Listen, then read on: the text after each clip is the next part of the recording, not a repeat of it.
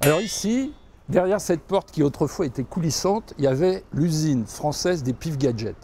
C'est-à-dire que là, il y avait 2 machines d'extrusion plastique qui toute la journée, elles faisaient du Pif Gadget. C'était un type tout seul qui avait eu ce marché parce que c'était un vieux militant communiste, donc il était un peu dans les circuits.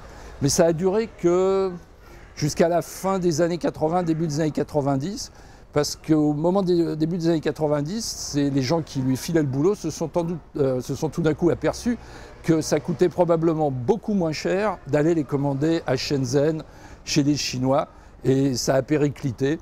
Et il a continué un petit peu avec d'autres trucs, mais 90% de son chiffre d'affaires, c'était les Pif Gadgets. Alors, est-ce que le Parti communiste a soutenu les militants communistes? Je ne sais pas, c'est une question sur laquelle je ne me prononcerai pas politiquement parce qu'elle est minée.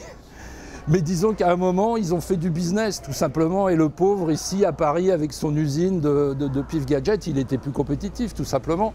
Et les Pif Gadget, ils ont été commandés à Shenzhen, ils sont arrivés par container, comme tous les autres trucs chinois, fondamentalement.